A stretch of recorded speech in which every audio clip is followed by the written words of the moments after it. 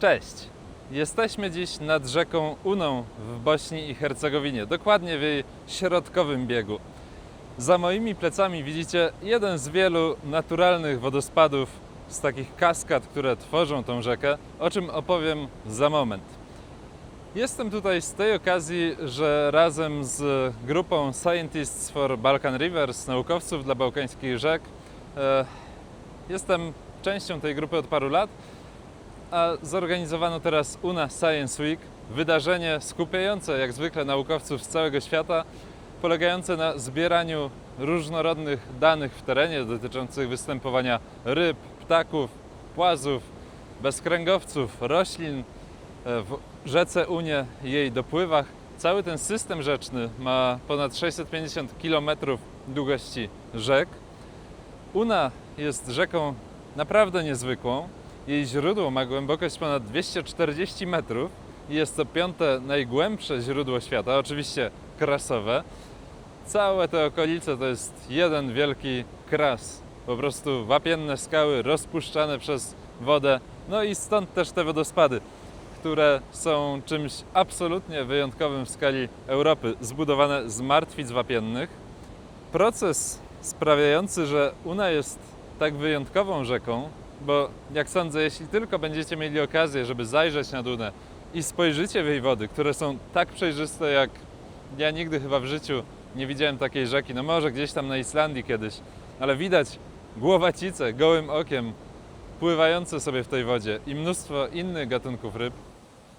Muszę przyznać, że nie spodziewałem się, że uda mi się obserwować takie piękne widoki, jak te skaczące głowacice, które widzicie, a już tym bardziej, że uda mi się je nagrać przy użyciu teleobiektywu. Dzięki uprzejmości Nika Jansena, filmowca z Niderlandów, miałem szansę, żeby to zrobić, za co jestem bardzo wdzięczny. Piękny dzień spędzony nad Uną, na filmowaniu głowacic skaczących ponad wodę. No, musicie przyznać, że jest to widok niespotykany, wspaniały, w tak czystej wodzie wraz z mnóstwem innych gatunków. Po prostu coś pięknego.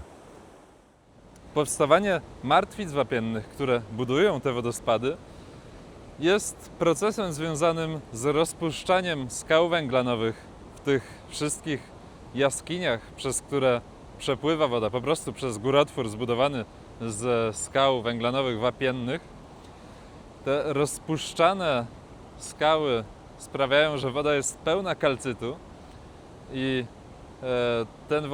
te związki chemiczne CaCO3, węglan wapnia, kiedy wydostaje się wraz z bardzo zimną wodą podziemną na powierzchnię, ulega tam procesowi szybkiego ogrzania już na powierzchni po wypłynięciu ze źródeł i dwutlenek węgla jest wciągany do atmosfery, w związku z czym postępuje taka mineralizacja, powstawanie tych martwic wapiennych, po prostu wytrącanie się osadu, który buduje później wodospady.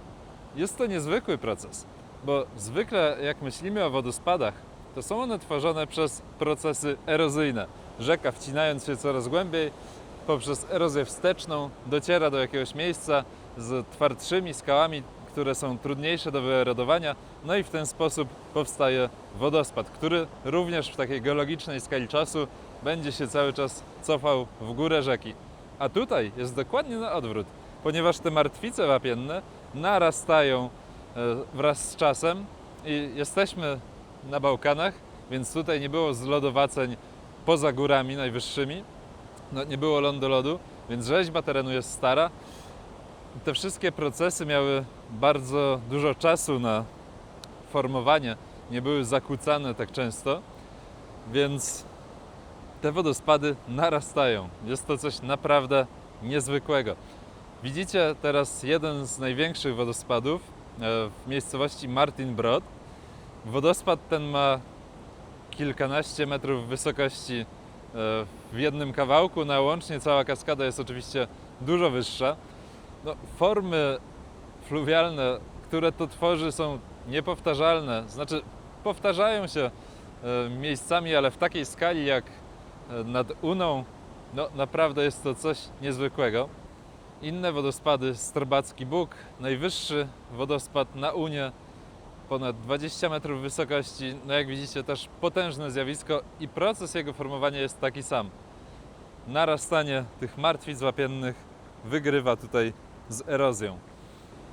W miejscowości Martinbrod te martwice wapienne były tak popularne, że zostały użyte nawet do budowy domów i innych budynków różnego przeznaczenia.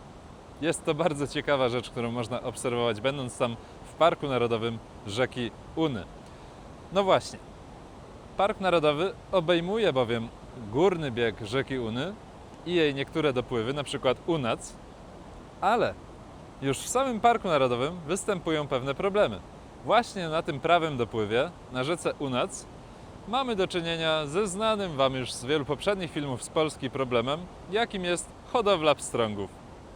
Hodowla ta, zlokalizowana obok koryta rzeki, przegradza koryto sztuczną barierą w celu poboru wody do hodowli. Hodowane są tam pstrągi, które później są w tym turystycznym rejonie sprzedawane. No ale co jakiś czas, a z tego co mówią miejscowi naukowcy, aktywiści, jest to bardzo często, prawie co dzień, do rzeki Unac i do Uny dostają się martwe ryby, dostaje się mnóstwo zanieczyszczeń z tej hodowli, no i niszczy to oczywiście rzekę. Mi nie udało się nagrać tego procesu. Wczoraj, kiedy tam byliśmy, akurat płynęła czysta woda, nawet wędkarze łowili zaraz poniżej wypływu z tejże hodowli. No ale to tylko jeden z problemów. Park Narodowy obejmuje górny bieg rzeki. Pomysł tego Science Weeku jest taki, żeby spróbować utworzyć Park Narodowy na całej długości rzeki Uny wraz z dopływami, bo są tego absolutnie warte. Więc naukowcy zrzeszeni w tej sieci Scientists for Balkan Rivers robią wszystko, co w ich mocy, by zebrać jak najwięcej danych dotyczących rzadkich, zagrożonych gatunków organizmów, żeby stworzyć pewną podstawę merytoryczną dla utworzenia Parku Narodowego. Ja jestem tutaj tym razem po to, żeby robić zdjęcia przede wszystkim, więc bardzo miło mi się spędza czas, ale przy tej okazji robienia zdjęć przyrody mam też dokumentować zagrożenia, które istnieją dla tej rzeki, które postępują wręcz. I jednym z głównych zagrożeń jest nielegalna zabudowa brzegów rzeki.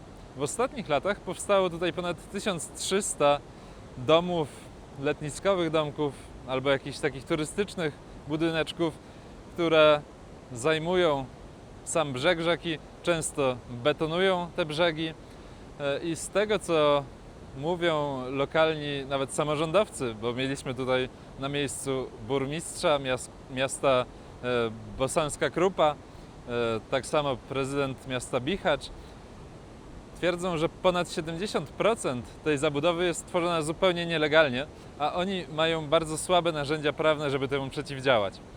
Więc lokalna społeczność, przynajmniej jej część, też chciałaby, żeby został tutaj utworzony, powiększony być może Park Narodowy lub rzeka Una była chroniona w poważniejszy sposób. Ponieważ wraz z zabudową brzegów tej rzeki oczywiście wiemy, co się wydarzy dalej. Już się wydarza. Dostają się zanieczyszczenia. Coraz więcej bezpośrednio do rzeki ścieków.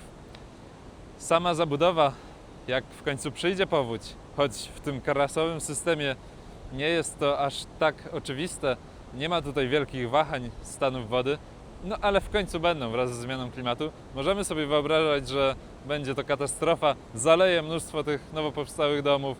Nie dość, że te całe antropogeniczne zanieczyszczenia wynikające z tego dostaną się do rzeki, no to jeszcze ci ludzie będą domagać się dalszych regulacji. Znamy to świetnie z Polski, więc fajnie by było tego uniknąć. Zwłaszcza, że rzeka ta jest naprawdę niesamowita i wciąż wolna od zapór. Pierwsza zapora na tej rzece, no bo jakaś jest kilkadziesiąt kilometrów wyżej od tego miejsca, więc po około 200 kilometrów od ujścia do rzeki Sawy, która wpada również bez zapór do Dunaju. I zapora to jest zbudowana na wodospadzie, więc nie zaburza migracji ryb, bo nie było jej już wcześniej. Oczywiście niszczy częściowo jeden z tych wielu wodospadów, ale nie jest to coś bardzo strasznego, poza oczywiście niszczeniem niezwykłego geologicznego procesu i krajobrazu przepięknego. więc rzeka wciąż jest bardzo dzika i dlatego warta ochrony tym bardziej. W ramach tego tygodnia, podczas którego tutaj jesteśmy, poza samą Uną zwiedzamy, eksplorujemy również jej wszystkie dopływy. Pierwszego dnia byliśmy nad rzeką Krusznicą, która jest też fenomenalna. Jej źródło niezwykle wydajne wywierzysko o średnim przepływie 8 metrów sześciennych na sekundę niesie jeszcze bardziej niebieską wodę niż sama Una, równie przejrzystą i oczywiście tam też odbywają tarło i głowacice i mnóstwo innych gatunków. Samo źródło jest niestety podpiętrzone małą zaporą, która od 1905 roku służy do produkcji energii elektrycznej. Oczywiście, jak znamy to z polskich przykładów, jest to porównywalne do paru paneli fotowoltaicznych, no ale wciąż budowla ta istnieje tam przy samym źródle. Bardzo ciekawy mieliśmy okazję obserwować widok. Wleciałem dronem praktycznie do tej jaskini, do wywierzyska i objawił się tam zaskroniec rybołów, który poluje na ryby w tutejszych rzekach. Inną z rzek, które odwiedziliśmy, była Japra. Rzeka dłuższa, byliśmy tylko w jej górnym odcinku przy źródle, które tym razem nie jest wywierzyskiem, nie jest krasowe i rzeka ta wygląda już bardziej typowo jak nasze polskie strumienie. No ale właśnie ta różnorodność też sprawia, że cały ten system jest niezwykle bogaty i unikalny w swojej skali. Nad samą Uną żyją liczne ptaki, znane także z Polski, czaple siwe, żołny, jaskółki, brzegówki i wiele innych, które częściowo udało się sfotografować, nagrać, a częściowo, jak to zwykle bywa ze zdjęciami przyrody, nie? Okolice wodospadów zamieszkują oczywiście liszki górskie oraz pluszcze. Muszę przyznać, że obserwacja pluszcza na samym wodospadzie była czymś niesamowitym. To, jak on nurkuje po bezkręgowce, coś fenomenalnego. Liczba owadów, które tutaj są, jętek różnego rodzaju, no jest czymś niesamowitym, niezwykłym. Chciałbym, żeby tak wyglądały polskie rzeki, jak Una tutaj. Jeśli nie macie więc jeszcze planów na to, jaką rzekę zobaczyć tego lata, to myślę, że mogę polecić Wam Unę, ale z drugiej strony nie chciałbym, żeby przyjechało tu zbyt wielu turystów. Jak pogodzić te dwie rzeczy? Nie wiem. Czy to w ogóle możliwe? Zrównoważony rozwój? Oto jest pytanie. Póki co rzeka ta jeszcze jest piękna, pełna życia i absolutnie warta ochrony, ale czy tak będzie w przyszłości? To się okaże. Trzymajcie kciuki za powstanie, powiększenie Parku Narodowego na całą rzekę Unę wraz z wszystkimi jej dopływami. Zachęcam Was do obserwowania profili dotyczących bałkańskich rzek, przede wszystkim Save the Blue Heart of Europe, bo to właśnie jest ekipa, z którą od lat mamy przyjemność współpracować. To wszystko na dziś. Dzięki za oglądanie i do zobaczenia w kolejnych filmach.